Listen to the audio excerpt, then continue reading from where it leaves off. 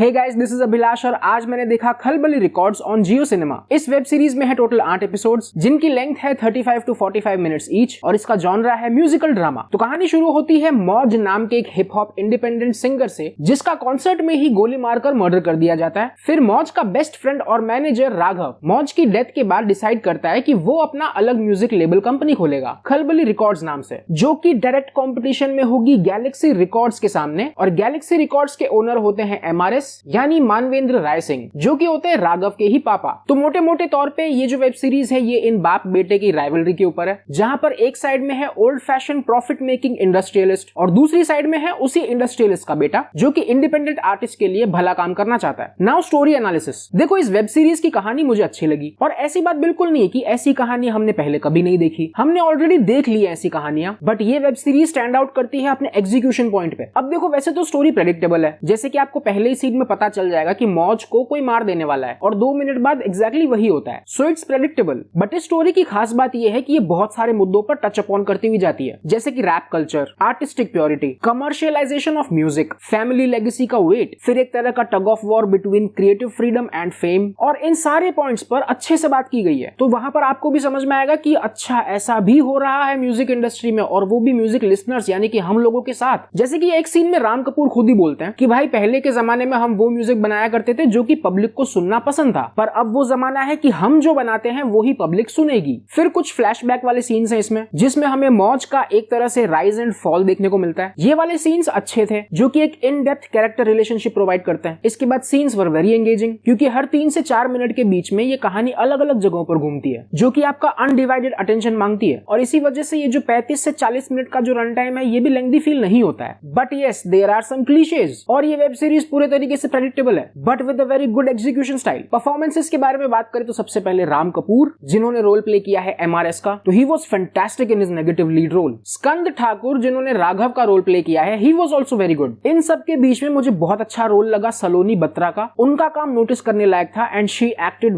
Very good. फिर Punjabi wrapper Prabhdeep as मौज, उनका भी काम बहुत अच्छा था। मुझे लगा नहीं कि वो इतनी अच्छी एक्टिंग कर लेंगे। इनके अलावा सपोर्टिंग कास्ट में आपको मिलेंगे EPR अय्यर, अरित्रो बैनर्जी, अरमान खेड़ा, जेंडर लामा, अहमद जावेद और वरुण भगत, जिनका कंट्रीब्यूशन 100% रहा है और सभी ने बहुत अच्छी परफॉर्मेंसेस डिलीवर की हैं। और इन्हीं सबकी परफॉर्मेंसेस की वजह से स्टोरी लाइन में जान है। और फिर इस शो में बहुत सारे दिग्गज म्यूजिक आर्टिस्ट भी हैं जिनके कैमियोज हैं, जैसे कि पलाश सैन, रेखा भारद्वाज, नीति मोहन और ऐसे करके 15-20 लोग हैं जिनके कैमियोज आपको देखने को मिलेंगे through out the show. Cinematography की है अर्चित पटेल ने, जिन्होंने इससे पहले कैमरा डिपार्टमेंट संभाला था रमन राघव और 24 इंडिया का। तो इनका काम मुझे बहुत अच्छा लगा, क्योंकि इस शो में आपको वो फेम वाली चमक धमक भी देखने को मिलेगी और उस चमक धमक में बढ़ती केओस और टेंशन भी देखने को मिलेगा। एडिटिंग के टाइम पे जो इन लोगों ने कलर्स यूज किए हैं वो बहुत ही आई कैचिंग है, जो कि ऑल द टाइम आपको एक यूफोरिया वाली फीलिंग देंगे। साउंड डिजाइन संभाला है अमित त्रिवेदी और उनकी आजादी रिकॉर्ड्स लेबल ने। And to be very honest, बहुत अच्छा काम है। मतलब गाने अच्छे हैं या नहीं वो मुझे नहीं पता, वो अपने अपने टेस्ट के ऊपर है, बट वो जो एक सटीक टाइमिंग पर एक एग्जैक्ट गाना शुरू होना चाहिए जिसके लिरिक्स उस सिचुएशन में बैठे, जिससे कि इमोशन बन जाए, जिससे कि सीन्स की हेवीनेस आपको समझ में आए, तो वो काम आपको यहाँ देखने को मिलेगा। And this is impressive. Director है इस शो के देवांशु सिंह और इनका ये प्रोडक्ट मुझे बहुत अच्छा लगा। अब भले ही इस वेब सीरीज में देखो कितने भी क्लीशेज हो या फिर प्रेडिक्टेबल हो, but it was engaging enough, जिसमें बहुत सारे मुद्दों पर बात की गई है। और फिर इन सारे डिपार्टमेंट्स को एक साथ मिला के जो प्रोडक्ट इन्होंने बनाया है वो भी काबिले तारीफ है। अब बात रही कि इस शो की एग्जैक्ट ऑडियंस कौन है, तो देखो, अगर आप लोगों को हिप हॉप और रैप समझ में आता है, पसंद आता है, तो डेफिनेटली ये शो आपके लिए है। बट अगर नहीं भी पसंद है तब भी आप ये शो देख सकते हो। आपको इंडियन म्यूजिक इंडस्ट्री के बारे में एक अच्छी कमेंट्री मिलेगी कि भाई यहाँ पर ये सब हो क्या रहा है। इसके बाद गालियां हैं इस वेब सीरीज में, तो अब आप किसके साथ देखते हो ये मैं आप पर छोड़ता हूँ, बट न्यूड सीन्स और सेक्स सीन्स नहीं है। और ये था मेरा रिव्यू खलबली रिकॉर्ड्स वेब सीरीज का। अगर आप लोगों ने ये शो मुझसे पहले देख लिया है तो मुझे कॉमेंट सेक्शन में लिखकर बताओ कि आपको ये शो कैसा लगा। और ये रिव्यू अगर आपको हेल्पफुल और लॉजिकल लगा हो तो प्लीज लाइक एंड सब्सक्राइब। मैं मिलता हूं आपको नेक्स्ट रिव्यू में, तब तक ध्यान रखो अपना।